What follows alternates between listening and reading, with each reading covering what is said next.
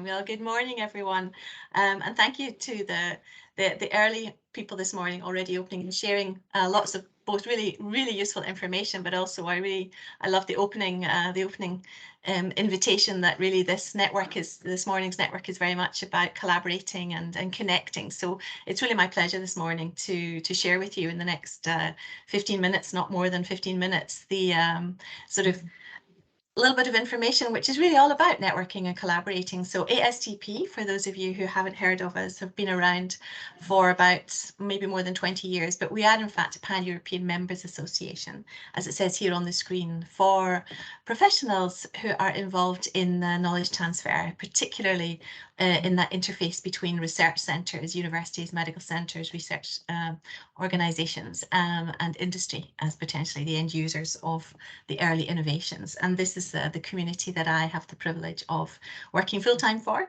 And what I will do this morning is just perhaps just share with you three slightly different aspects of what's going on with ASTP and in particular for the KT landscape across Europe. So I have a few slides, first of all, just to, as I say, reinforce a little bit who exactly is ASTP and what do we do.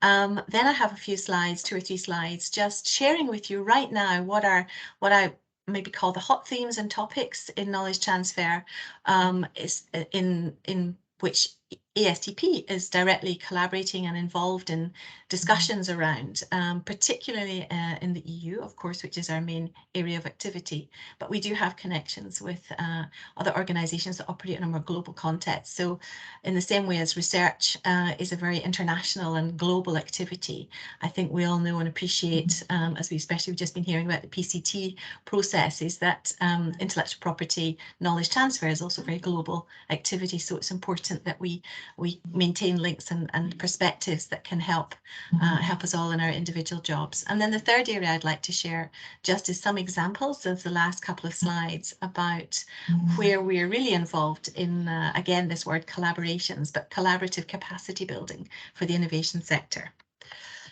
So ASTP, yes, we have some core mission. I mentioned we've been around for over 20 years, and essentially our core mission is really all about the how-to of knowledge transfer, technology transfer.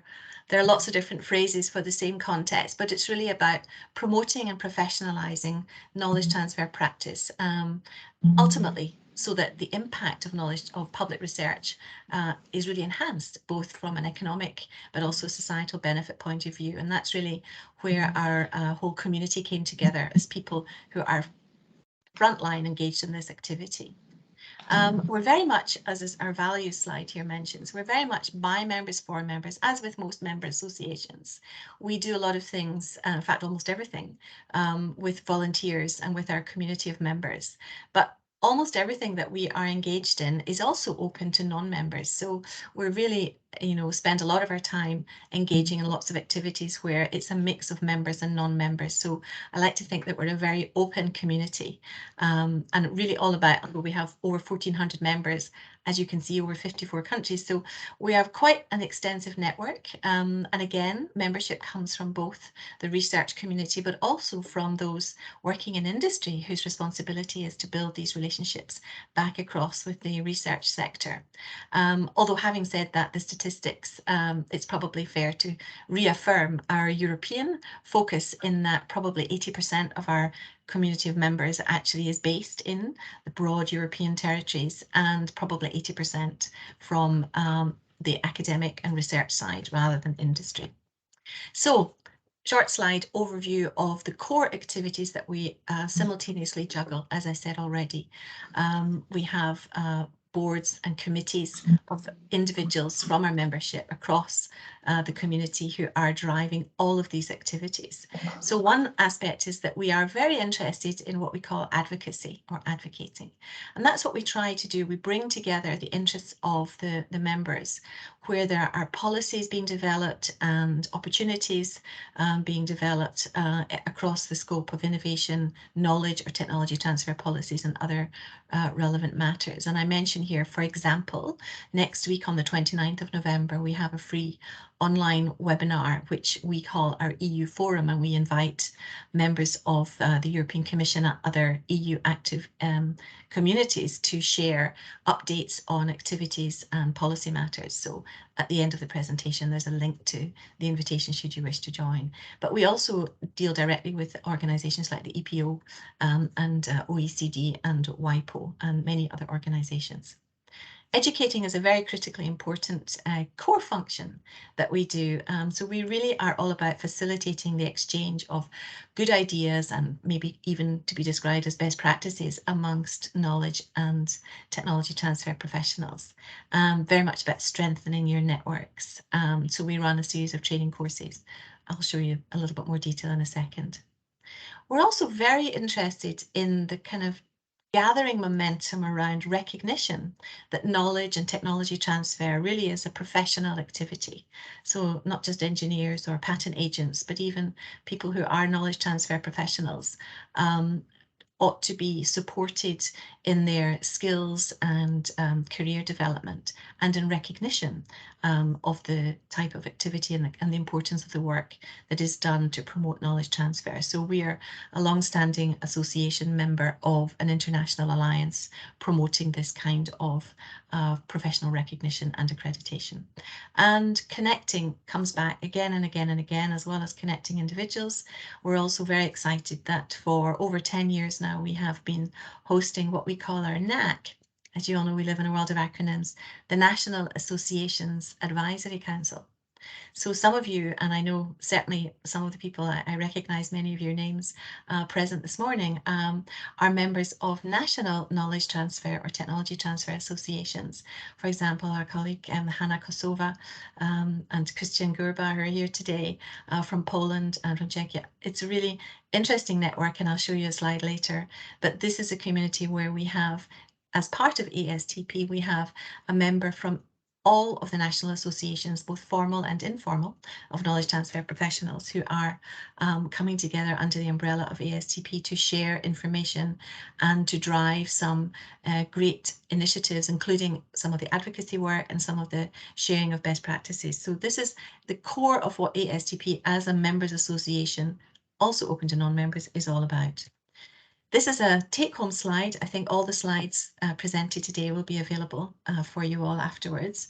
So I don't intend to go through every line on this, but really was just a capturing. Of course, you can visit our website and explore, and I hope you do, explore in more detail the kind of things that we do. But this was just to give you an idea that we have a big annual conference next year. We're going to be excited to travel to Tallinn in Estonia. So our conference is in May next year.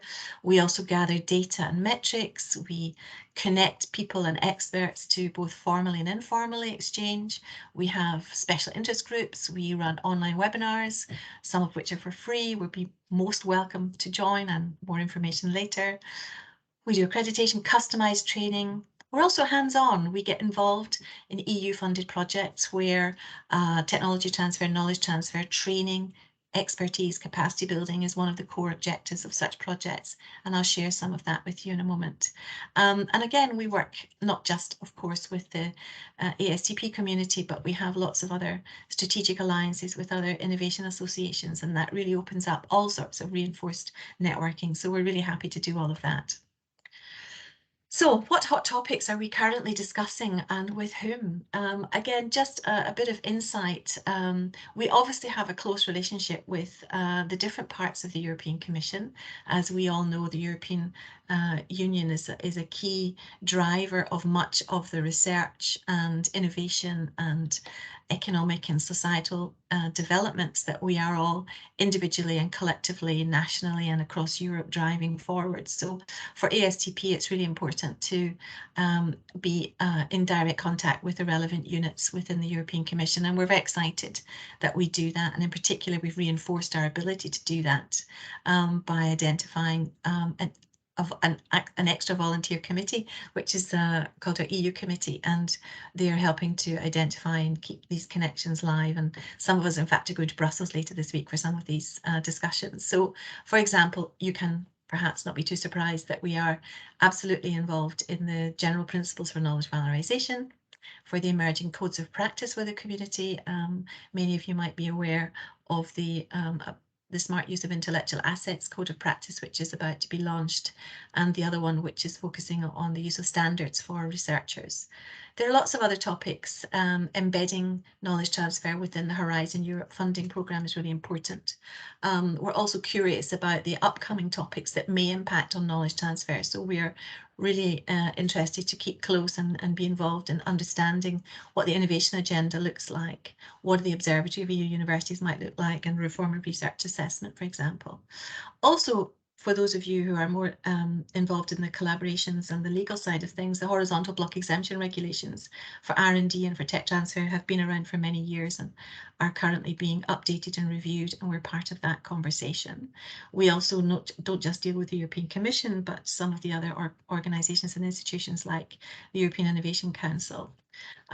We also collaborate, and we have a very lovely direct connection to the EPO and a couple of the units there. So, for example, earlier last year and this year, the discussion about grace periods, we were invited to submit opinions from our network as to what that might look like if it were desirable.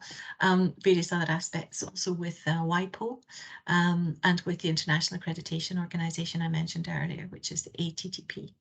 So we're interested in the context, as I mentioned at the start. It's very much about the how of technology transfer and knowledge transfer, and how can we stimulate understanding both with policymakers and also bottom up with the practitioners. And so these are just, as I move to my final couple of slides, we've got some examples of very live, some very young and some coming to conclusion, but these are dedicated EU projects where together with partners, ASTP has been helping build up networks. So the first one was to do with the major research infrastructures across Europe. This Enrich project is coming to an end at the end of the year, but really was about establishing a network across Europe of the people involved in setting up collaborations between the research facilities and industry, SMEs in particular, but also with academic centres. One that may come closer to home, if I think about the V4 countries, is a project called Fit for NMP, which is about halfway through, and we have some free training that is on technology transfer for those talented newcomers in underrepresented regions. And we're about to enter two new projects. One's Innovate to Create, which is about an entrepreneurship training model. And then on the infrastructure advocacy side, we're collaborating with our colleagues in the European Association of Research Managers and others on a way to identify a roadmap for what the needs of our innovation sector are in the coming years. So we work with our NAC, we work with many other active associations across Europe. Just a quick slide again, a take home for you on the NAC, which is a really interesting community. We have 33 members from over 30 countries. There's a handbook they've generated which gives a snapshot on the national associations, but they also come together and write white papers which help really inform, from a practitioner's point of view, what are the policy issues to be considered. And this is just, again, a take-home slide on the accreditation of RTTP and ATTP. And you can see there are from Australia to South Africa to India to Asia to America, all over the world. We are one huge family of knowledge and technology transfer professionals. So it's really great to be able to connect with them all.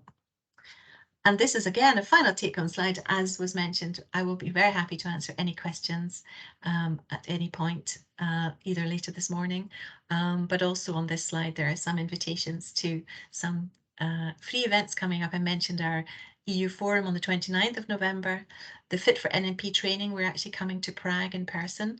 And if you check the Fit for NMP website, it may be possible to attend some of that training if you're from one of the talented newcomer organisations. We just welcome everybody to start to know each other in the ASTP community. We have a free online end of year digital party, to which you would all be most welcome to join. And absolutely, we would love to return to in-person and not just digital events. So very much look forward to exploring how we could in fact come and meet you all in person and have some more fun face to face. So many thanks for listening this morning, and I hope I've shared some useful and interesting information. Open to questions or contact anytime. Many thanks.